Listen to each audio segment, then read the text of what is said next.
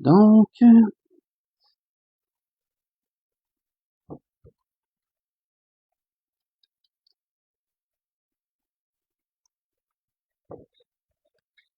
OK. Bon. Donc, bonsoir à tous. Je suis heureux de vous retrouver. J'espère que vous allez bien. J'espère que vous avez passé une belle semaine jusqu'à présent.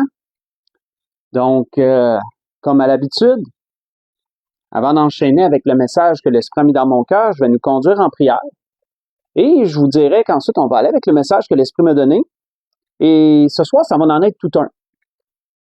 L'Esprit m'a donné quelque chose que j'ai déjà prêché il y a beaucoup d'années passées. Et c'est un message qui, je m'en excuse d'avance, mais pourrait paraître lourd.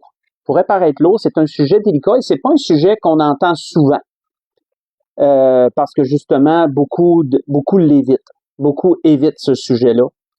Mais l'Esprit m'a pressé, durant la semaine, de ramener ce sujet que j'avais déjà prêché il y a longtemps, que j'ai pas prêché souvent d'ailleurs, mais puis vraiment le décortiquer. Donc, ça va être, je dirais, une étude ce soir sur ce sujet, une étude qu'on va voir, je crois, assez complète, pour ramener un peu les pendules à l'heure sur un point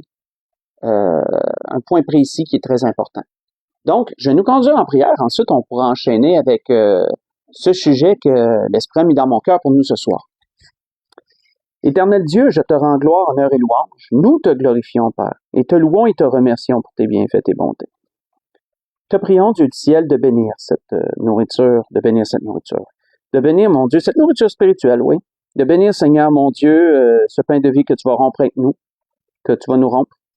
Te prions, Seigneur, de nous accorder un esprit ouvert, un esprit bien éclairé, Seigneur, par ton esprit, bien sûr, afin, Seigneur, de discerner ta parole et d'en comprendre le sens, Seigneur, même dans sa complexité, je dirais. Te prions, Dieu du ciel, pour tout un chacun, pour nos malades particulièrement, que tu les entoures de tes bras d'amour, Seigneur, que tu les relèves, Seigneur. Mon Dieu, nous te prions pour ceux qui vivent des circonstances difficiles, de les accompagner dans leur malheur, dans leurs difficultés, et Seigneur, de les fortifier, Seigneur, et de leur accorder la victoire en ton nom. Père Saint, nous remettons entre tes mains notre prière. Sois avec tes pasteurs et remplis-les de ton esprit, Seigneur, pour toute parole que tu veux donner à tes églises ce soir. Nous t'aimons, te louons et t'adorons, Père. Et c'est en Jésus-Christ que je t'adresse cette prière, c'est pour ta plus grande gloire. Amen. Donc, pour ce que l'Esprit veut nous donner ce soir, je vais vous inviter à tourner dans l'Apocalypse chapitre 3. On va lire du verset 1 à 6. Apocalypse chapitre 3, verset 1 à 6.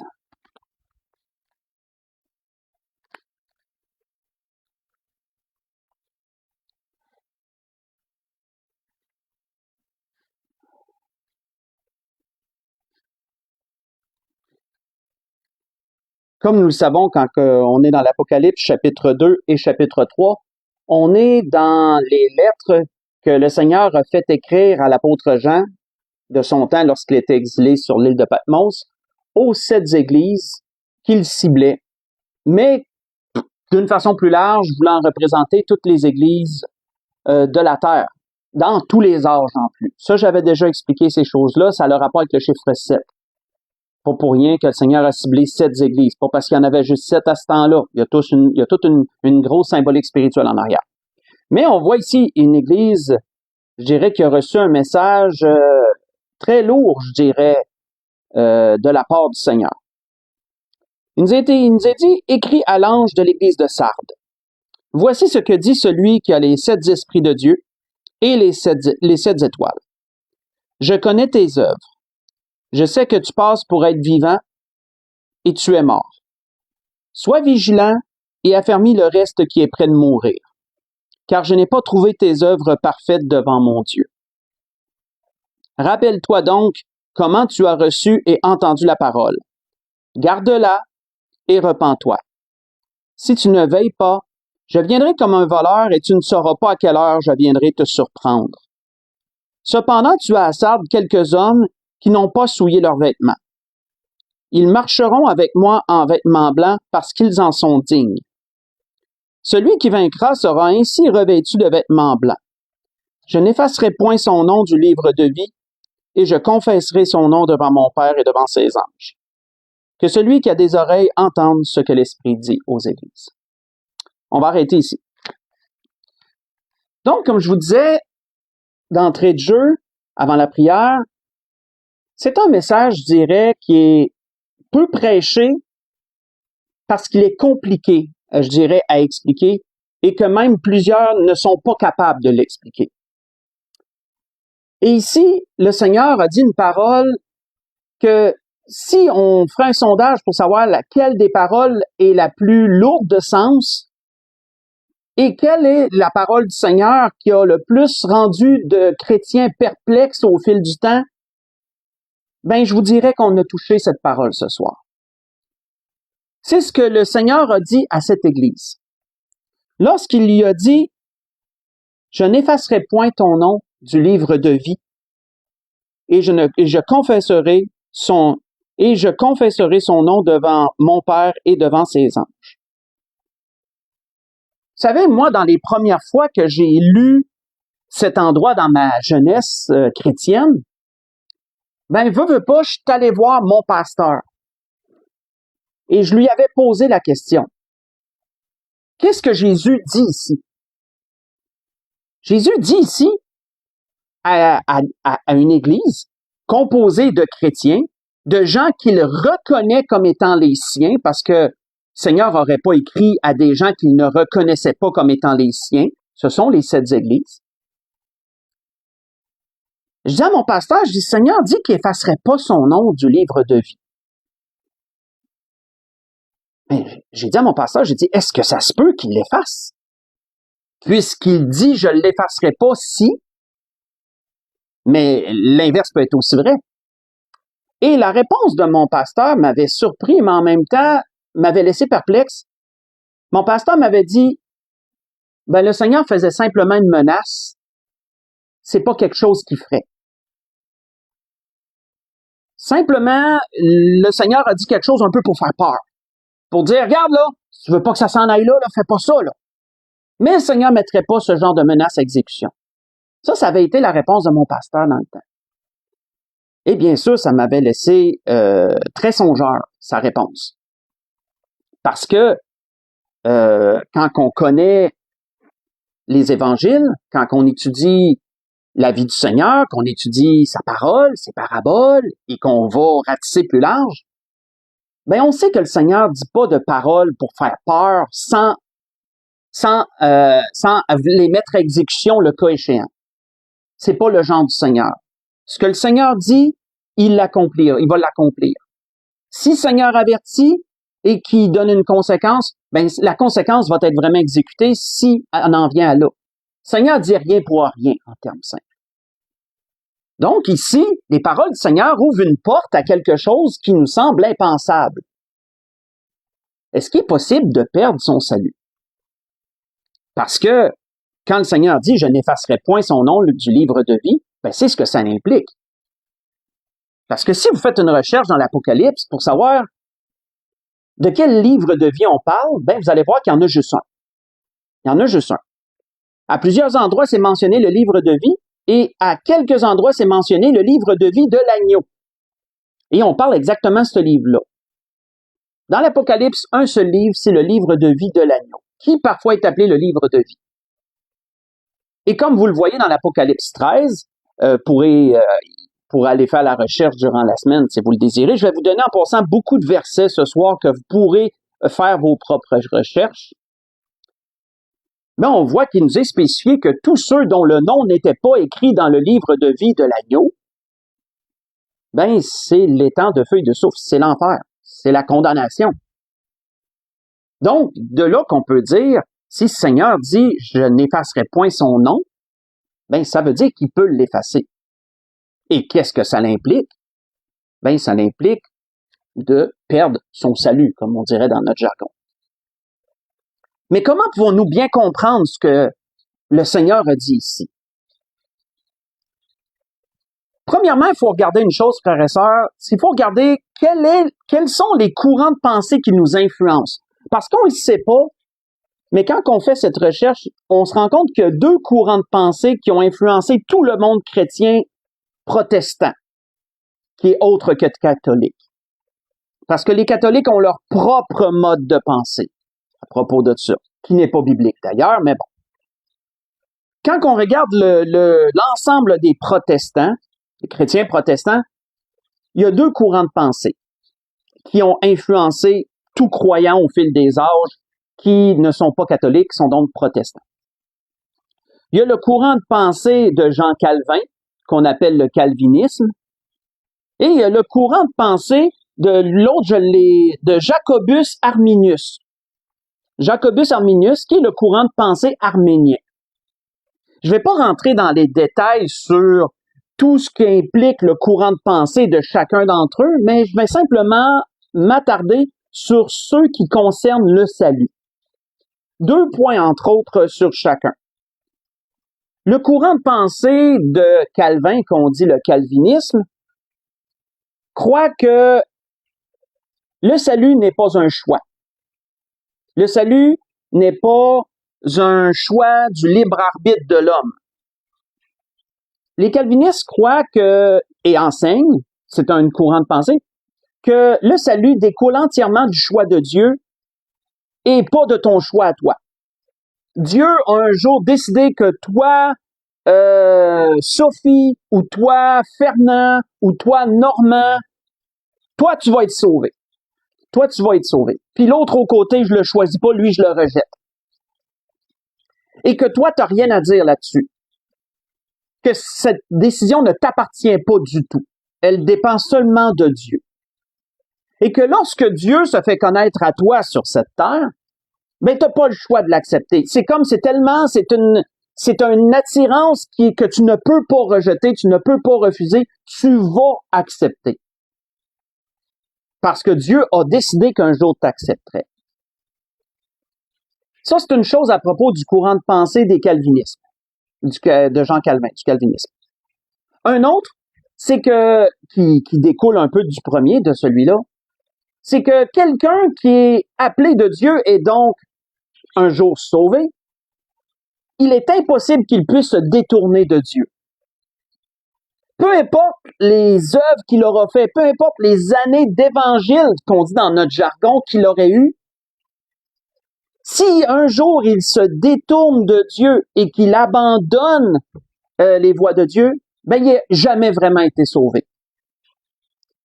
Parce que pour la pensée, dans le courant du calvinisme, ce mode de pensée, il est impossible que quelqu'un qui est sauvé, qui a accepté Jésus comme son sauveur, qui l'a sincèrement reçu, qui a suivi le Seigneur longtemps, qui a démontré des fruits de l'esprit, ben, pour le courant de pensée calviniste, c'est impossible que cette personne-là se détourne de Dieu. S'il se détourne, c'est parce qu'il n'a jamais vraiment été sauvé, c'était juste une apparence, peu importe ce qu'il a fait. Ça, c'est une chose. Et c'est un courant de pensée qui influence beaucoup de chrétiens. Un autre courant de pensée qui est complètement, je dirais, dans un autre spectre, dans un autre sens, c'est l'arménien. Courant de pensée arménien du nom que j'ai nommé tantôt, Jacobus Arminius. Encore là, 2 points à propos du salut, à propos de ce deuxième courant de pensée. C'est que le courant de pensée arménien enseigne que le salut est entièrement offert gratuitement par le Seigneur, bien sûr, mais que l'acceptation de ce salut découle de notre libre arbitre. Donc, complètement le contraire du calvinisme. Que si Dieu choisit d'avance l'élection de la grâce, ben c'est parce que Dieu te choisit parce qu'il savait déjà d'avance que tu accepterais un jour. Il connaissait ton choix avant même que tu le fasses. De sorte que l'élection de la grâce qui est enseignée dans la Bible tient toujours compte du libre arbitre de l'homme. L'homme choisit ou rejette d'accepter Jésus comme son sauveur et Seigneur. Si Dieu le choisit, c'est parce que Dieu savait qu'il allait l'accepter, de sorte que l'homme a toujours ce choix. Dieu ne l'a pas imposé. Dieu n'a pas dit, toi, Catherine, tu vas m'accepter, et toi, Marc, tu vas me rejeter. Parce que je le décide. Puis je donne pas le choix. Non. Le courant arménien dit que si Catherine accepte Jésus comme son sauveur et Seigneur, ben c'est parce que Dieu savait d'avance qu'elle allait l'accepter. Et disons que Dieu l'a élu par sa grâce, l'élection de la grâce. Et qu'un jour, Dieu s'est fait connaître pour que cette personne puisse entendre et accepter éventuellement. Donc, le courant arménien tient compte du libre arbitre, ce que le courant calviniste ne tient pas compte du tout. Ça, c'est une chose. Mais le courant arménien enseigne aussi que quelqu'un peut être fidèle au Seigneur, mais que s'il se détourne de Dieu et l'abandonne, il peut perdre son salut. Dans les deux cas, frères et sœurs, je vous dirais qu'après avoir grandement étudié ces deux courants de pensée, je vous dirais qu'ils ont tous deux tort et raison en même temps. Et comme je l'ai mentionné, peu importe quel chrétien vous êtes, peu importe d'où vous avez entendu, vous allez être influencé de près ou de loin par l'un de ces courants de pensée. Vous le savez peut-être même pas, mais vous allez être influencé par l'un de ces deux courants de pensée. Bien sûr que ces courants de pensée ont un spectre chacun. Ce que je veux dire, c'est qu'il y a des extrêmes dans chacun. L'extrême du calvinisme, c'est un jour sauvé, toujours sauvé.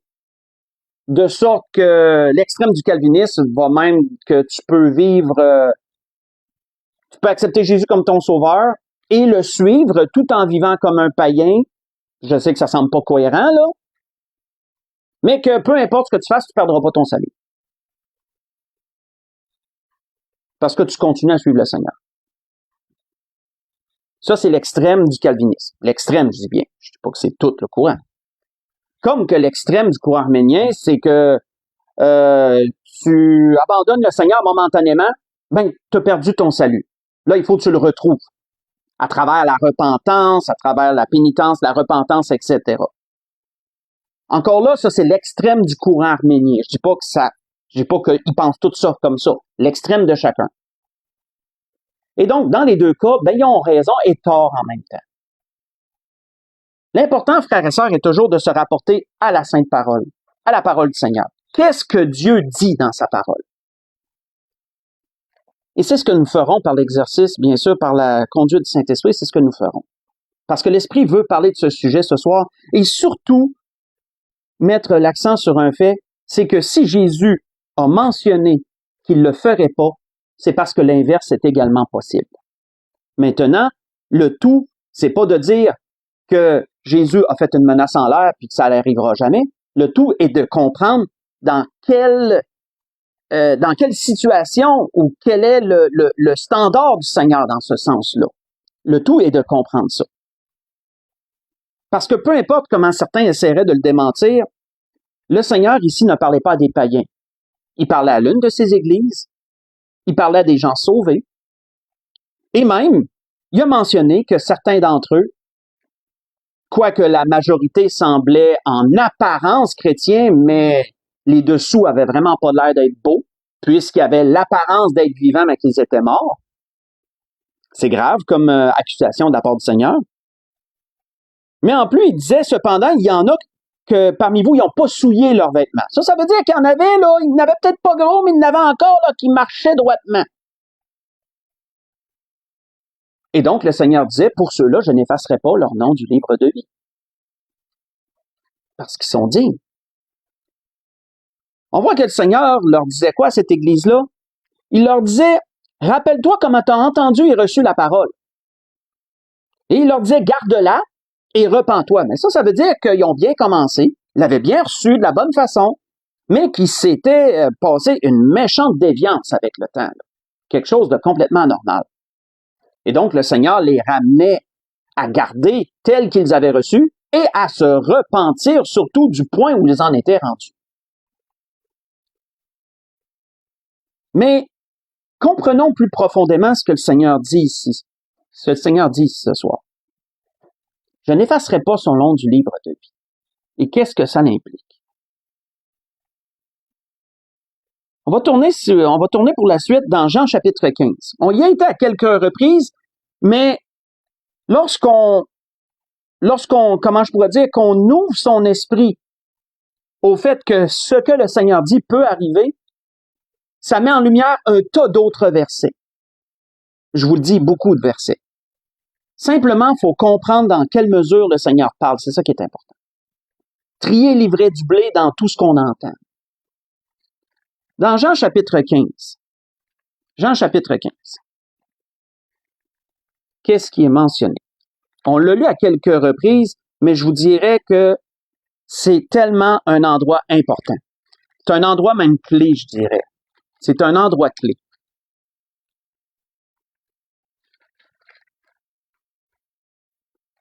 On voit que il nous est dit, dans Jean chapitre 15, si on lit du verset 1 à 6, on l'a lu à quelques reprises dernièrement d'ailleurs, Jésus dit, « Je suis le cep et mon Père est le vigneron. Tout sarment qui est en moi, qui ne porte pas de fruits, il le retranche. » Notez, frères et sœurs, les mots. Arrêtons-nous sur les mots que le Seigneur dit. Il est le cep, il est le tronc de la vigne, et nous sommes les sarments, nous sommes les branches attachées à ce tronc. On se comprend. Jésus dit tout sarment qui est en moi. Donc, notons qu'il parle à des gens sauvés.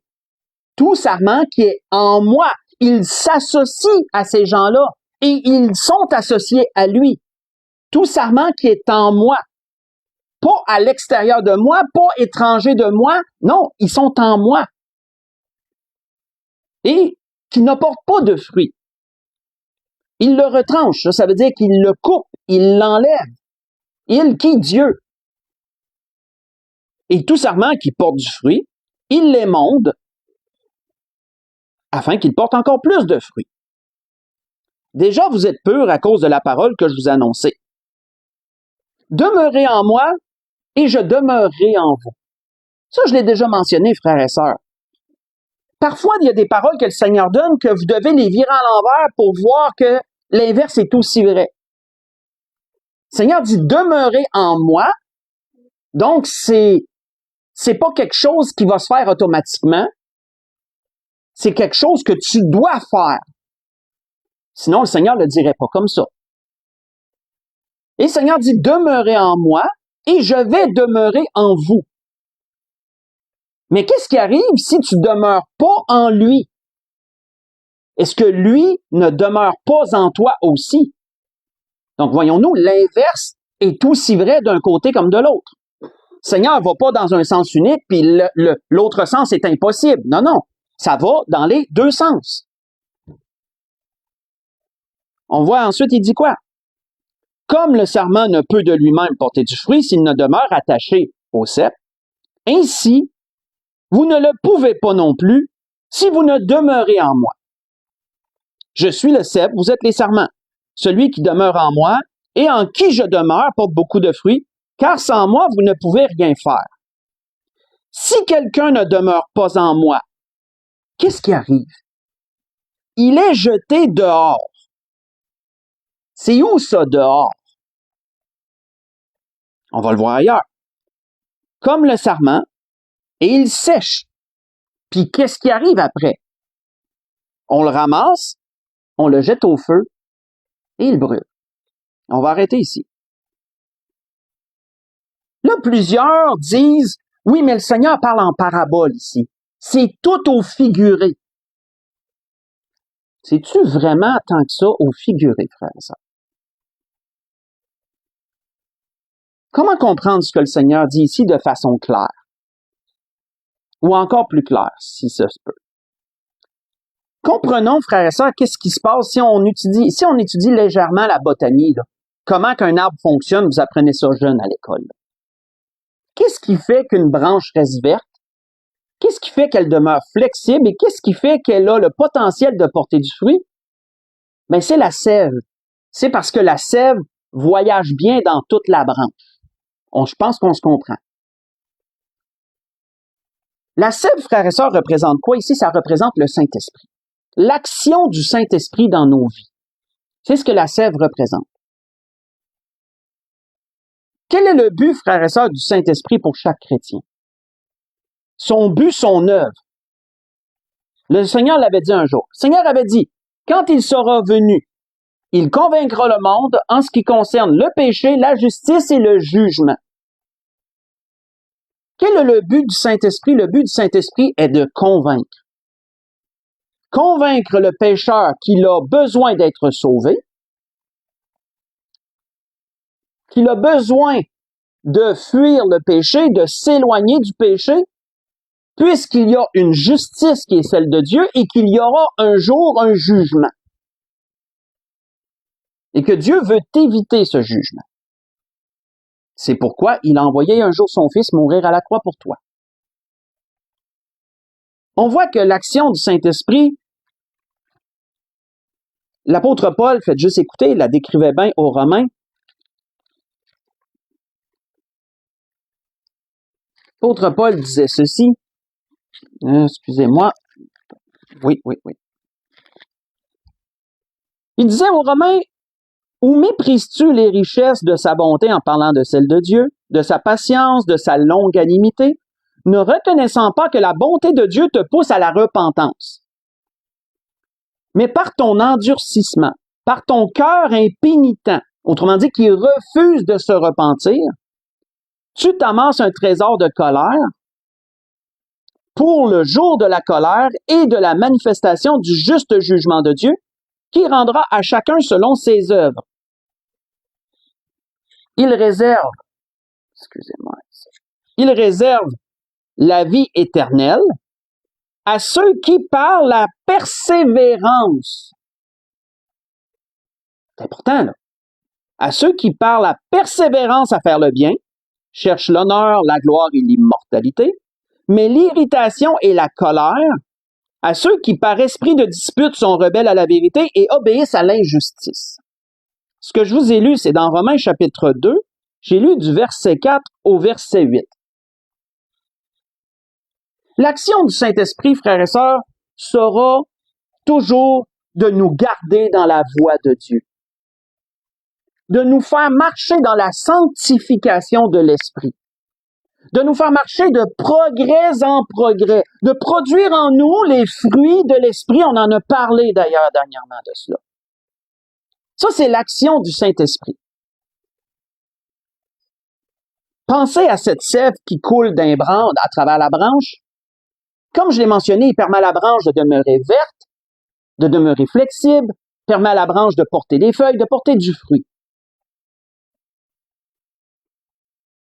Mais qu'arrive-t-il, frères et sœurs? Qu'est-ce qui peut arriver pour le chrétien en rapport avec le Saint-Esprit? La Bible nous dit, pas besoin d'y tourner, mais dans Éphésiens 4, verset 30, il nous est écrit qu'on peut attrister le Saint-Esprit. Il est possible de l'attrister par notre attitude et par notre façon d'agir. Lorsqu'on va contre la volonté de Dieu, qu'on va contre la parole de Dieu, il est possible d'attrister l'Esprit.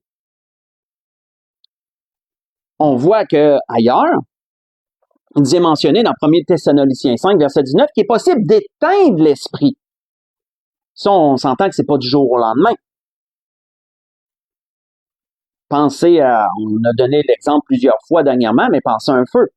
Si tu mets pas de bois dedans pour le maintenir, mais qu'est-ce qui va arriver? C'est qu'il va s'estomper tranquillement, un moment donné, il va fumer, mais un moment donné, il n'y en aura plus de feu.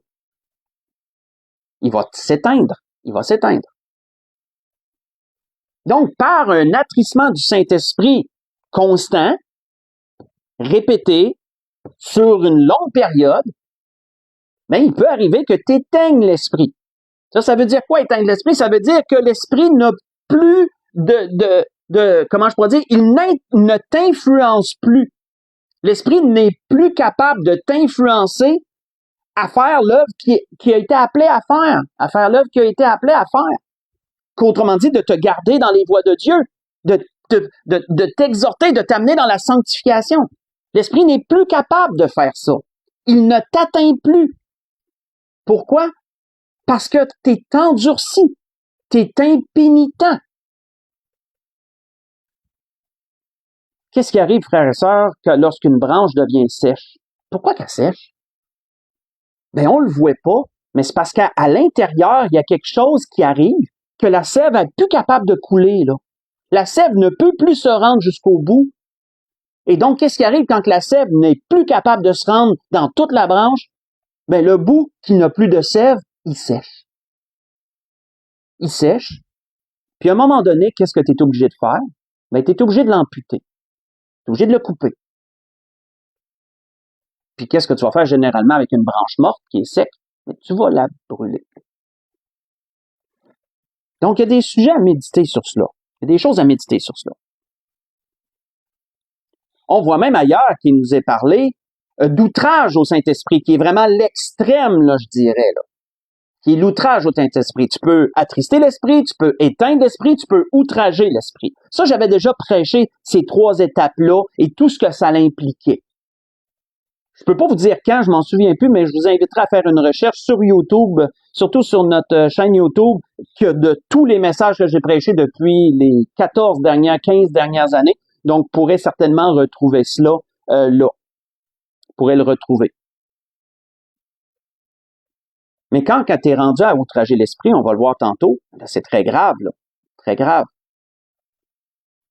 Ça réfère au blasphème contre l'esprit, ça. Ça réfère au blasphème contre l'esprit, parce que l'outrage, on l'a vu dernièrement dans un message, est un blasphème.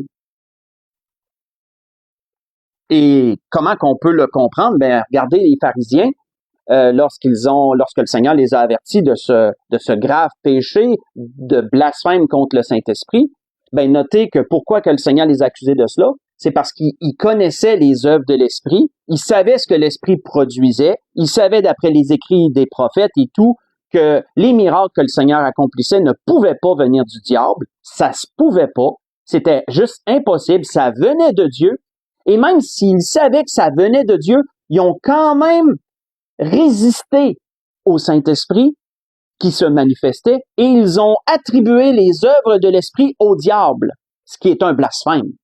Ce qui est un blasphème, un outrage contre le Saint-Esprit. C'est de connaître la vérité puis d'agir contraire sciemment, consciemment. Mais vraiment, là, de complètement rejeter l'action du Saint-Esprit.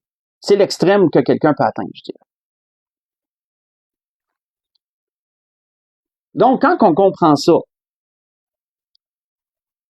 il y a une chose qu'on doit prendre en considération, frères et sœurs, c'est que certains vont dire, oui, mais dans Jean chapitre 10, Seigneur nous mentionne qu'il appelle ses brebis, que ses brebis viennent à lui, puis il leur donne la vie éternelle, puis ils périront jamais. Pour aller le voir dans Jean 10. Et c'est vrai, je dirais pas qu'aucune parole du Seigneur est fausse, c'est entièrement vrai. Et quand on étudie Jean 10, à cet endroit, si vous voulez le lire durant la semaine, c'est Jean 10, versets 27 à 29, mais vous allez voir que Jésus parle de ceux qui le suivent. C'est très bien écrit. Ceux qui le suivent. Et qu'est-ce que Jésus dit sur ceux qui le suivent? C'est que nul ne peut les ravir de sa main. Encore là, si on fait une recherche sur le mot ravir, ben ravir veut dire arracher de force. Tirer, là, arracher par la force. Ben oui, lorsque tu appartiens au Seigneur, que tu veux suivre le Seigneur fidèlement, nul ne peut te ravir de sa main. Le diable n'a aucune puissance ni aucune capacité de t'arracher malgré toi au Seigneur. Absolument pas. Personne n'a ce pouvoir-là.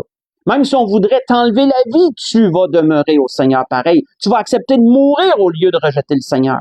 Personne ne peut t'arracher de sa main. Personne ne peut te ravir. C'est très clair. Et à ceux-là, le Seigneur donne la vie éternelle, ils ne périront jamais. Mais ce que le Seigneur parle ici dans Jean 15, ça ne contredit pas du tout ce qu'il a dit dans Jean 10. Le Seigneur ne se contredirait pas un peu plus loin, là. Mais ça démontre que personne ne peut te ravir. Mais il est possible, par exemple, pour toi d'abandonner. Puis personne ne te ravit, c'est toi qui as fait le choix de partir. Donc, voyons-nous la nuance, c'est pas pareil. On voit que l'auteur aux Hébreux, lui, a fait une autre image qui se rapporte à ce que le Seigneur disait dans Jean 15, mais sous un autre angle. Faites juste écouter. L'auteur aux Hébreux donne une autre image, tout aussi importante que celle que le Seigneur a donnée.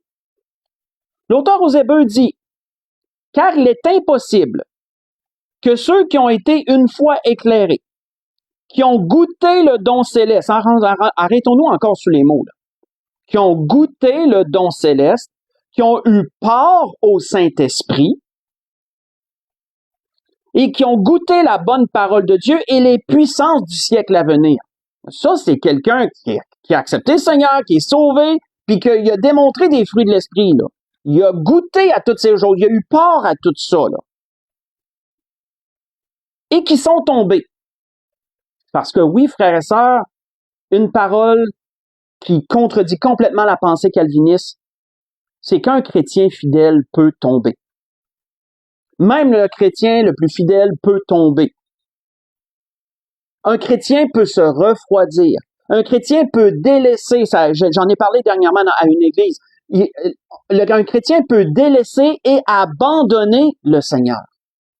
Ça défie complètement la pensée calviniste, mais c'est la vérité et c'est biblique.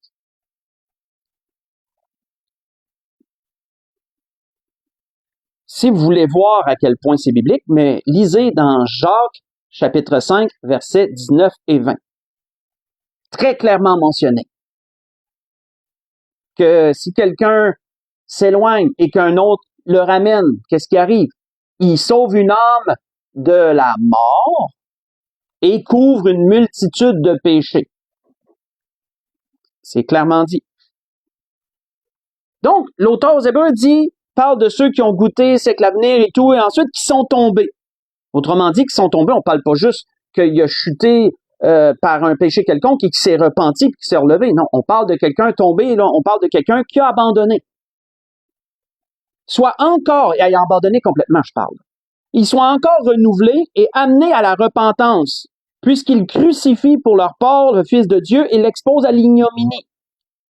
Ensuite, l'auteur, il va d'un exemple. Il dit, lorsqu'une terre abreuvée par la pluie qui tombe souvent sur elle produit une herbe utile à ceux pour qui elle est cultivée, elle participe à la bénédiction de Dieu. Mais si elle produit, cette même terre-là, des épines et des chardons, elle est réprouvée, ça veut dire rejetée, près d'être maudite, et on finit par y mettre le feu.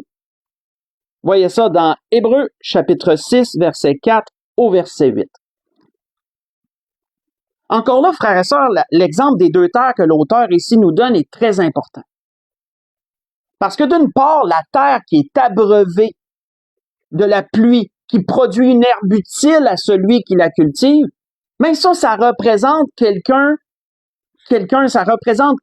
qui marche dans la sanctification de l'esprit, quelqu'un qui est fidèle au Seigneur et qui suit le Seigneur et qui produit des bons fruits, qui fait la volonté de Dieu. Il produit un fruit utile pour son maître qui le cultive. Mais l'exemple de l'autre champ, c'est quoi? C'est l'exemple d'un champ qui devient aride, d'un champ qui ne produit plus de bons fruits ni de bonne herbe utile, il produit des épines et des ronces. Ça vient d'où, frères et sœurs, les épines et des ronces? Est-ce que vous en souvenez? Ben, ça vient de la Genèse. Dans la Genèse, chapitre 3, Genèse, chapitre 3, versets 17 et 18, quand la terre fut maudite à cause de l'homme, qu'est-ce qui a commencé à pousser sur la terre? Des épines et des ronces. À cause de quoi? À cause du péché. Donc, la référence est là, ici, elle est claire. La terre qui se met à produire des épines et des ronces représente quelqu'un qui a, pendant un temps, suivi le Seigneur, qui a démontré des fruits et tout, mais là, tout d'un coup, la terre a complètement changé de production. Il s'est mis à faire des épines et des ronces. Pourquoi? Parce que c'est quelqu'un qui a délaissé puis qui a abandonné. Et là, qu'est-ce qui arrive quand que tu perds le contrôle de tout ce qui pousse parce qu'il pousse plus rien de bon? Ben, cette terre-là, elle est rejetée. Puis tu finis par faire quoi? Tu finis par y mettre le feu, carrément tout purifié. Recommencer. Encore là, l'exemple que l'auteur aux Hébreux nous mentionne, dans cet endroit, je vous ai lu, il y en a beaucoup qui vont dire, ben, c'est figuré. Ça veut pas vraiment dire ce que ça dit. Hein? Ça veut-tu vraiment dire ce que ça dit? Si vous voulez tourner avec moi, on va aller voir d'autres choses. Je vous invite à tourner dans Matthieu 25. On va aller voir dans la parabole des talents. La parabole des talents dans Matthieu chapitre 25. Et pendant que vous y allez, j'ai un petit quiz pour vous rapide. Parce que l'auteur a mentionné un mot important, et il a mentionné que la terre qui produisait des épines et des ronces serait réprouvée et que finalement on y mettrait le feu. Mais mon petit quiz est celui-ci. C'est quoi que l'apôtre Paul avait le plus peur? De quoi l'apôtre Paul avait-il le plus peur? Est-ce que vous le savez? Si vous avez étudié la vie de l'apôtre Paul et ses écrits, ben, vous vous souviendrez qu'aux Corinthiens, il avait mentionné ce qu'il avait le plus peur. Et c'était quoi? L'apôtre Paul disait, « Moi donc, je cours non pas comme à l'aventure, je frappe non pas comme battant l'air. » Autrement dit, là, je cible mes efforts, je dépense pas d'énergie inutilement. Il dit, « Mais je traite durement mon corps et je le tiens assujetti. » Hein, je me laisse pas dominer par quoi que ce soit. Je laisse rien me contrôler, autre que le Saint-Esprit, bien sûr, autre que le Seigneur. Pourquoi? De peur d'être moi-même réprouvé après avoir prêché aux autres. Vous voyez ça dans 1 Corinthiens 9, verset 26 et le verset 27. La plus grande peur de Paul était d'être réprouvé par le Seigneur après avoir prêché. Wow! Un homme aussi fidèle, un homme d'une stature aussi solide, avait peur d'être réprouvé, frère et sœurs. On s'est-tu déjà arrêté là-dessus? S'il y en a un qui n'avait pas à avoir peur, on se dirait que c'est bien lui. Mais il avait peur d'être réprouvé. L'apôtre Paul avait peur d'en arriver à un point où il serait rejeté, il pourrait être rejeté par le Seigneur. Wow. Et quelle a été, frères et sœurs, en contrepartie, la plus grande satisfaction, la plus grand réconfort, soulagement de Paul? Si vous avez été capable de répondre à cette question, êtes-vous capable de répondre à la deuxième? Quel a été son plus grand soulagement à Paul? Ben, son plus grand soulagement, il le dit à Timothée dans ses derniers instants avant de mourir pour le Seigneur. J'ai combattu le bon combat, j'ai achevé la course, j'ai gardé la foi. Le thème « garder la foi » veut tout dire. Désormais, disait-il, la couronne de justice m'est réservée. Puis désormais, ça veut dire quoi? Ça veut dire qu'à partir de ce temps-là, je suis assuré. À partir de ce temps-là, là, je l'ai. Mais qu'est-ce qui arrivait avant? Il arrivait avant qu'il savait qu'il devait persévérer jusqu'à la fin pour l'avoir.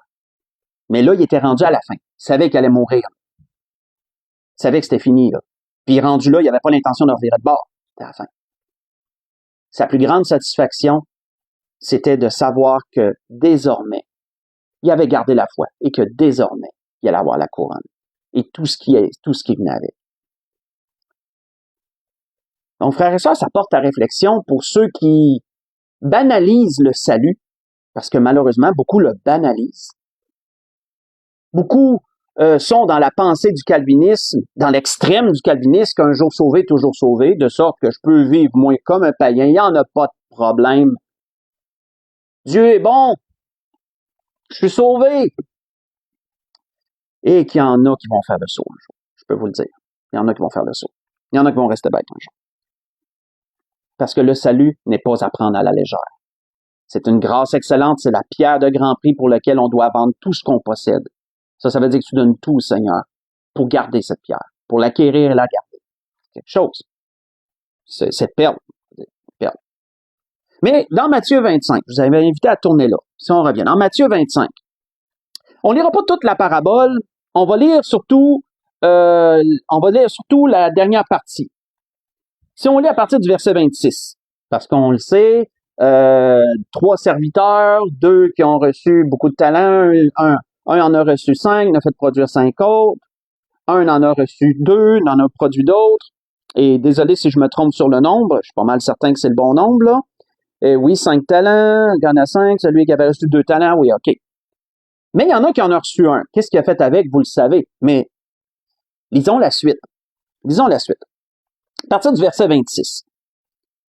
Hein, là, autrement dit, celui qui a un talent vient vers le Seigneur, et là, il se justifie de son inaction, il essaie de se justifier de n'avoir rien fait avec ce qu'il avait reçu. Et là, son maître lui répondit, « Serviteur méchant et paresseux, tu savais que je moissonne où je n'ai pas semé, que j'amasse où je n'ai pas vanné. Il te fallait donc remettre mon argent au banquier, et à mon retour, j'aurais retiré ce qui était à moi avec un intérêt. » Et là, qu'est-ce qu'il ordonne? Ôtez donc le talent et donnez-le à celui qui a les 10 talents. Et là, notez la conséquence. Car on donnera à celui qui a, il sera dans l'abondance, mais à celui qui n'a pas, on ôtera même ce qu'il a. À celui qui n'a pas, qui n'a pas produit rien, on va ôter même ce qu'il a. C'est quoi qui reste? Je vous laisse répondre par vous-même. Et ensuite, qu'est-ce qu'il dit? Le serviteur inutile, jetez-le dans les ténèbres du dehors où il y a des pleurs et des grincements de dents. C'est où ça? Les ténèbres du dehors. Je peux vous dire que j'ai accroché beaucoup sur cet endroit-là, au fil des temps, là. Et j'ai essayé de découvrir, Seigneur, y a-t-il un endroit parallèle? Le ciel, l'enfer, mais est-ce qu'il y a un endroit parallèle qui existe? Est-ce que le purgatoire que les catholiques parlent, il existerait-tu? Est-ce qu'il y aura un intermédiaire, puis que là, le Seigneur dit, je vais le mettre dans l'intermédiaire, je vais le tenir, je vais le jeter dans les ténèbres du dehors. Il n'est pas en enfer, mais il n'est pas au ciel non plus. Quand on fait la recherche, frères et sœurs, sur cela, il faut arrêter sur les deux mots. C'est où qu'il y a des ténèbres? Quel est le seul endroit où il y a seulement des ténèbres? Ben, je vous invite à lire durant la semaine Jude, verset 6. Il nous est parlé de l'endroit où il y a des ténèbres. C'est l'enfer. Parce que les anges sont enchaînés dans les ténèbres, qui est écrit.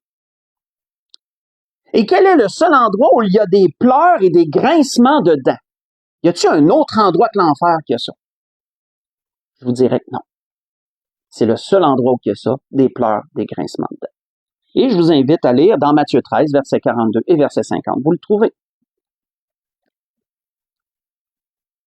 Donc, voyons-nous, jusqu'à présent, frères et sœurs, on a vu beaucoup d'endroits et à la lumière de tout ce qu'on lit, il est toujours rapporté une chose.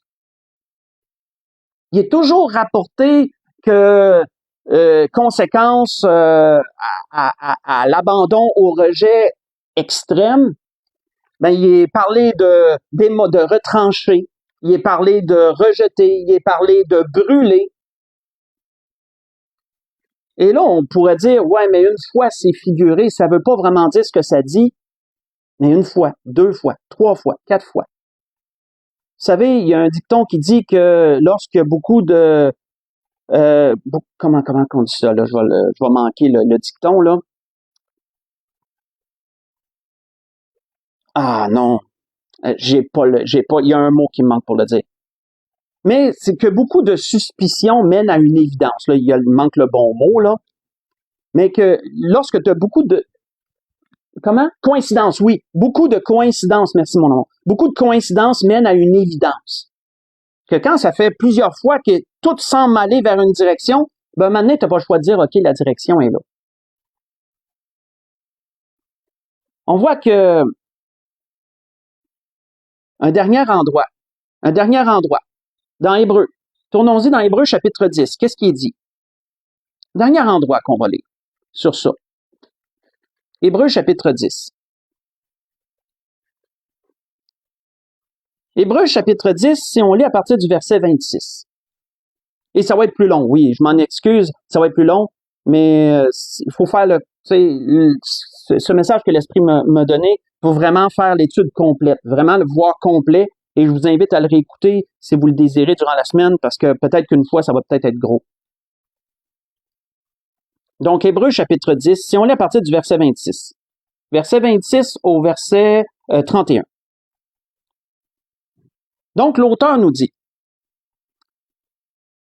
car si nous péchons volontairement, après avoir reçu la connaissance de la vérité, il ne reste plus de sacrifice pour les péchés, mais une attente terrible du jugement et l'ardeur d'un feu qui dévorera les rebelles. De quel feu on parle? C'est-tu un figuré? C'est-tu un sens figuré? Mais encore là, comprenons que ce qu'il dit ici, c'est pas quelqu'un qui a péché volontairement une fois, qui s'est repenti et qu'ensuite il pratique pas le péché. On parle pas de ce genre de personne-là. On parle de quelqu'un qui pratique le péché je veux dire toujours, là, et qui ne se repent jamais. Sincèrement, vraiment, je veux dire, là, ça s'arrête pas, là. On va ensuite l'auteur donner un exemple. Il dit, celui qui a violé la loi de Moïse, et là, il se réfère à la loi, meurt sans miséricorde sur la déposition de 2 ou 3 témoins. Autrement dit, là, l'auteur réfère, il dit, selon la loi, ça pardonne pas. Un manquement une fois, c'est un manquement de trop, vous le savez. Si vous avez lu la loi de Moïse, vous le savez. Si tu étais pris en flagrant délit d'avoir transgressé volontairement la loi, désolé, c'était la mise à mort. Tu étais retranché direct, là. Tu étais retranché direct, ça pardonnait pas. Donc, c'est ce que l'auteur fait référence à. Ensuite, il dit, de quel pire châtiment pensez-vous que sera jugé digne celui qui aura foulé aux pieds le Fils de Dieu? Mais comment tu peux fouler aux pieds le Fils de Dieu? Mais c'est en disant lui appartenir et en péchant volontairement, consciemment, contre lui, contre sa parole, contre ce qu'il enseigne, encore et encore et encore et encore et encore et encore. Tu foules aux pieds le Fils de Dieu. Tu ternis, tu salis le sacrifice qu'il a fait à la croix. C'est grave. C'est grave.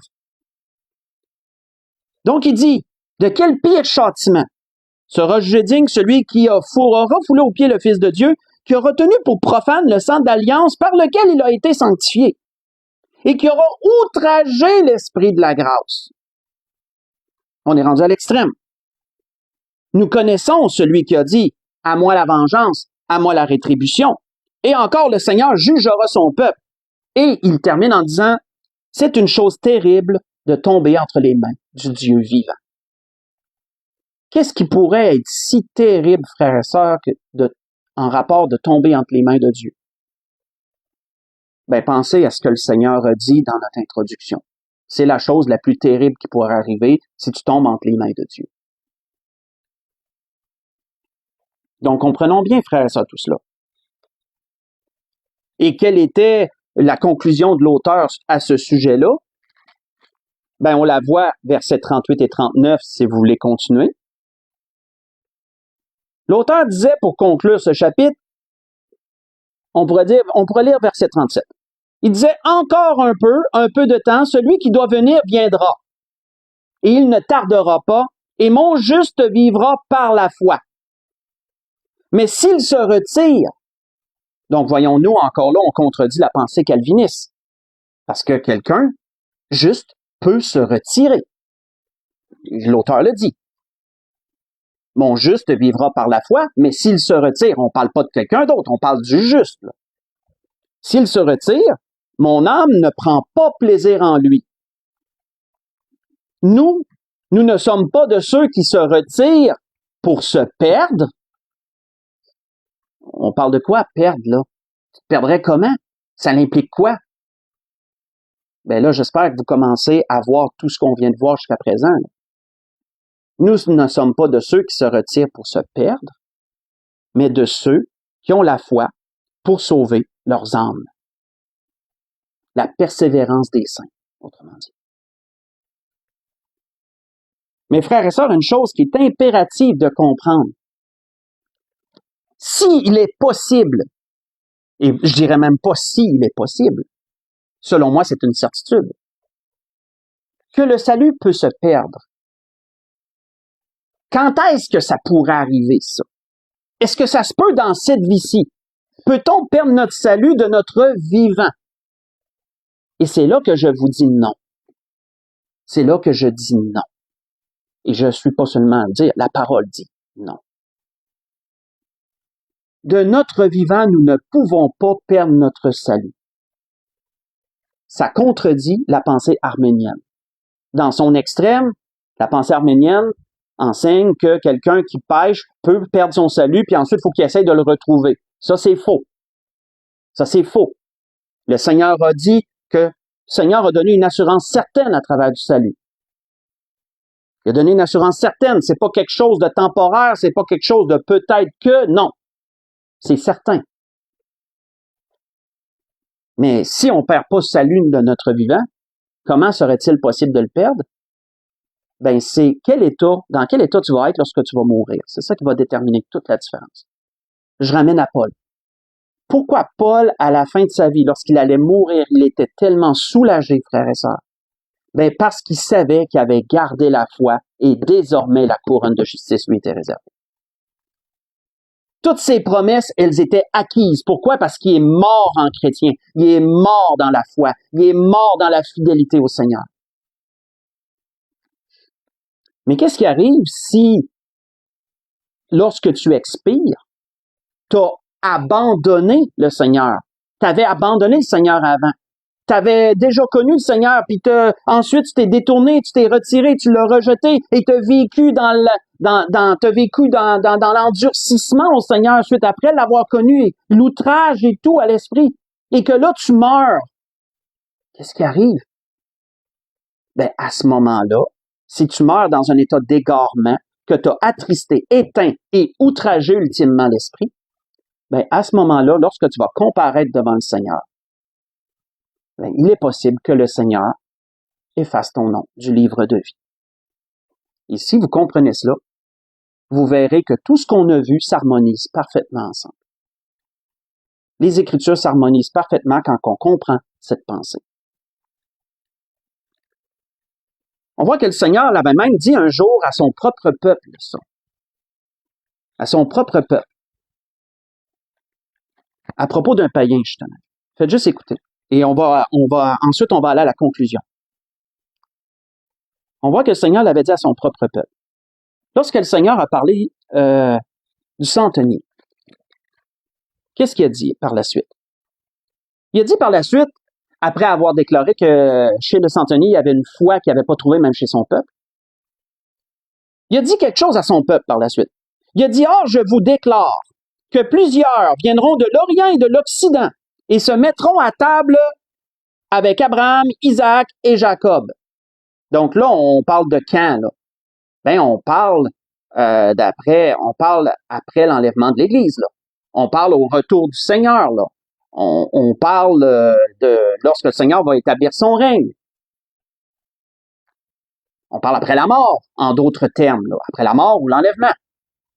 Donc, le Seigneur disait à son peuple, là, qui est sûrement choqué par ce qu'il leur disait, il dit, « Je vous déclare que plusieurs vont venir de l'Orient et de l'Occident. » Autrement dit, c'était pas des Juifs, là. Le Seigneur n'était pas en train de dire, il y a des Juifs de l'Orient, des Juifs de l'Occident qui vont venir s'asseoir avec Abraham, Isaac, Jacob. Non, il parlait des païens. Les païens vont venir de l'Orient, de l'Occident, de partout, vont venir s'asseoir avec Abraham, Isaac et Jacob. Dans le royaume des cieux. Mais les fils du royaume, c'est qui ça? C'est le peuple juif. Et ça comprend pas tout le peuple juif, mais une part qui a rejeté le Seigneur qui est mort dans l'endurcissement. Qu'est-ce qui arrive, eux autres? Mais les fils du royaume seront jetés dans les ténèbres du dehors, où il y aura des pleurs et des grincements de dents. Puis Jésus dit au centenier, « Va, qu'il te soit fait selon ta foi. » Et à l'heure même, le serviteur fut guéri. Voyez ça dans Matthieu 8, verset 11 au verset 13. On l'a dit tantôt, c'est où ça, les ténèbres du dehors? C'est où ça qu'il y a des pleurs et des grincements de dents? Vous avez votre réponse. Il y a juste un endroit. Il n'y en a pas deux, il n'y en a pas trois, il y en a juste un. Donc, dans toutes ces choses, frères et sœurs, désolé d'avoir été plus long, mais c'est pour qu'on comprenne clairement. C'était ce que l'Esprit voulait nous dire ce soir. L'Esprit voulait remettre, comme je vous dis, j'avais déjà enseigné cela il y a longtemps, mais l'Esprit a voulu le ramener pour les raisons que l'Esprit a. L'Esprit a voulu me presser à ramener ce sujet et à le réexpliquer, le décortiquer à nouveau, pour qu'on comprenne bien ceci. Nos courants de pensée de nos jours sont influencés par ceux qui nous ont précédés. Et beaucoup de chrétiens vont croire un jour sauvé, toujours sauvé. Beaucoup de chrétiens vont adhérer à la pensée calviniste. Et chacun a le droit de croire ce qu'il veut. Comme d'autres chrétiens vont adhérer à la pensée arménienne. Encore là. Et comme je vous ai dit, dans chacun des cas, il y a des vrais, il y a du faux. Il y a du vrai et du faux dans les deux modes de pensée. Mais quand on se réfère aux Écritures et qu'on ramène les choses au centre, comme elles doivent être, bien, on comprend une chose, frères et sœurs. C'est que si c'est mentionné par le Seigneur qui peut effacer le nom du livre de vie et qui dit « je n'effacerai pas », bien, c'est parce qu'il peut le faire. C'est parce qu'il peut le faire. Et dans quelle mesure le Seigneur ferait une telle chose, bien, on l'a mentionné. Tant que la personne est vivante, la personne peut se repentir. Tant qu'il y a de la vie, il y a de l'espoir. Vous connaissez le terme. Bien, ça se rapporte tellement à ça. De notre vivant, nous ne perdrons pas notre salut de notre vivant. Si quelqu'un accepte Jésus comme son sauveur et Seigneur et qu'il pratique pendant un temps et ensuite il s'égare, il se retire, il peut être ramené. C'est possible qu'il soit ramené et qu'il évite la mort. De quelle mort on parle? Bien, la mort qu'il avait voulu éviter quand il a accepté Jésus comme son sauveur et Seigneur. Comme Jacques le dit. Sauver une âme de la mort puis couvrir une multitude de péchés. Mais si une personne meurt dans un état d'égarement loin du Seigneur après avoir connu le Seigneur, qu'est-ce que Pierre disait? Qu'est-ce que Pierre disait? Et c'est promis, je m'en vais à la conclusion après celle-là, après cette parole-là. Qu'est-ce que Pierre disait? Pierre disait, en effet, si après s'être retiré des souillures du monde par la connaissance du Seigneur et Sauveur Jésus-Christ, il s'y engage de nouveau. On parle de quelqu'un qui a accepté Jésus, qui a appris à vivre selon Dieu, qui s'est retiré des souillures du monde pendant un temps, mais qu'ensuite il s'y est engagé à nouveau. Ça veut dire qu'il a chuté, mais on parle pas qu'il a tombé, qu'il s'est repenti puis qu'il s'est repris. On parle de chuter puis que là il s'est mis à pratiquer ce qui est contraire à Dieu là, puis là il est dans cette dérive là. S'ils s'y engagent de nouveau et sont vaincus, comment t'es vaincu? C'est que, autrement dit, ben t'as peu à force de revenir. Là. C'est que là, t'es enchaîné bien comme du monde, puis le diable te tient en laisse bien comme du monde, puis tu le vois même pas sans doute. Là. Leur dernière condition est pire que la première. Car mieux valait pour eux n'avoir pas connu la voie de la justice que de l'avoir connue et de s'en détourner. Du saint commandement qui leur avait été donné, il leur est arrivé ce proverbe qui dit vrai, un chien est retourné à ce qu'il a vomi, une truie lavée s'est vautrée dans le bourbier. Voyez ça dans 2 Pierre, chapitre 2, verset 20 au verset 22. C'était ce que l'Esprit voulait nous rappeler ce soir dans toutes ces choses. Remettre toutes les choses à leur place et comprendre ce que la parole de Dieu nous dit. Pour conclure, et là on conclut, on va aller dans l'Apocalypse, mais à la fin de tout. La fin de tout de livre de l'Apocalypse, chapitre 22. Livre de l'Apocalypse, chapitre 22.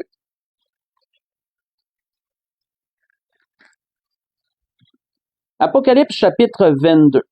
On va lire du verset 14 au verset 15.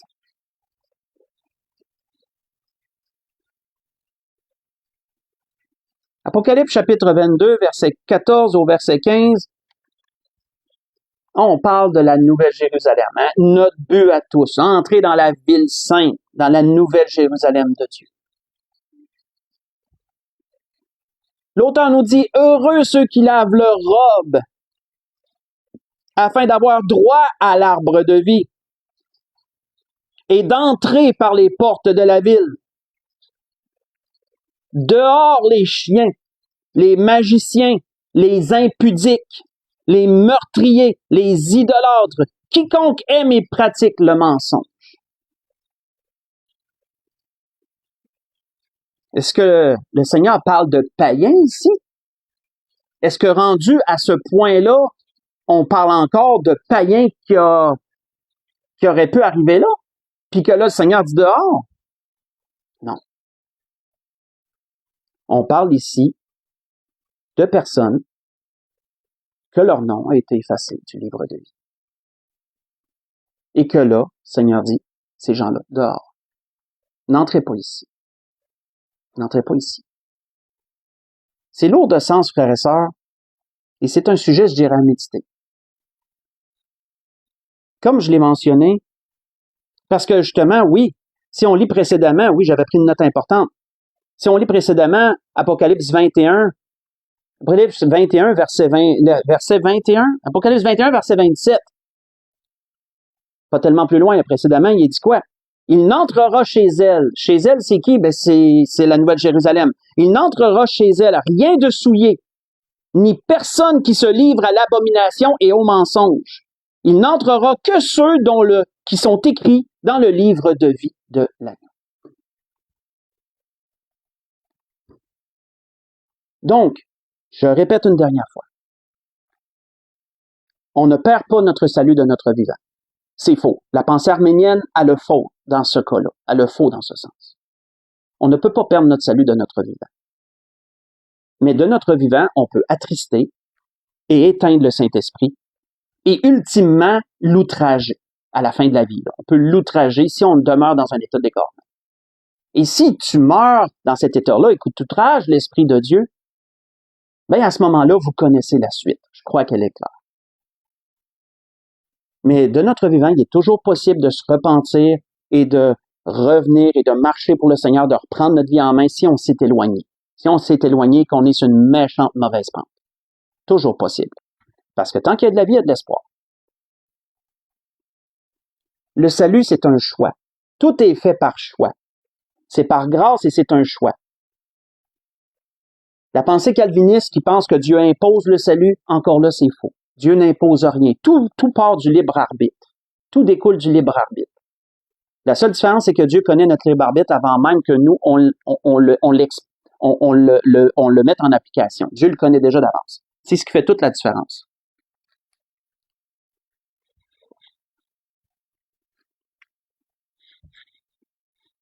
Et la parole est claire. Et c'est la même chose pour l'enlèvement d'Église, mais là, je veux pas m'en aller là parce que ça fait déjà 1 heure que je prêche, là. Mais on ira à un autre moment donné si l'Esprit le veut. Mais c'est la même chose que je vous ai mentionné ce soir, c'est la même chose concernant l'enlèvement d'Église. Encore là, ça peut péter la bulle à beaucoup de ceux qui pensent que sauver, prendre l'enlèvement, c'est sûr, peu importe comment tu vis. Il y a encore beaucoup à aller voir dans cette recherche-là. Mais là, on n'ira pas là ce soir, ça irait bien trop tard. Mais, encore là, comprendre que ceux qui vont persévérer jusqu'à la fin, pourquoi il est écrit dans Matthieu chapitre 24, je pense que c'est mentionné, que ceux qui persévéreront jusqu'à la fin seront sauvés. Et ça c'est un autre verset là, qui n'a fait chicoter plusieurs, hein, qui n'a fait travailler plusieurs. Ben, référez-vous à tout ce qu'on vient de voir jusqu'à présent. Et comme vous voyez dans toutes ces choses, la parole de Dieu est certaine, elle ne ment pas. Et c'était ce que l'Esprit voulait nous dire ce soir. Il faut juste remettre les pendules à l'heure et comprendre bien ce que l'Esprit dit et ce que la parole dit dans toutes ces choses. Donc, sur cela, je voudrais vous laisser à tous et à toutes. On va se laisser sur ça. Je voudrais vous souhaiter une belle fin de soirée tout le monde. Que le Seigneur vous bénisse et que le Seigneur vous éclaire dans vos études aussi, dans vos études et vos méditations. Que le Seigneur vous accorde un bon restant de semaine. Et souvenez-vous, pour l'Église Espérance, dimanche prochain, je ne serai pas là, je vais prêcher de la maison. Mais je vous souhaite d'avance une belle assemblée. Je vais être en esprit avec vous. Et que le Seigneur bénisse tout le monde. Je vous aime, et bonne fin de soirée.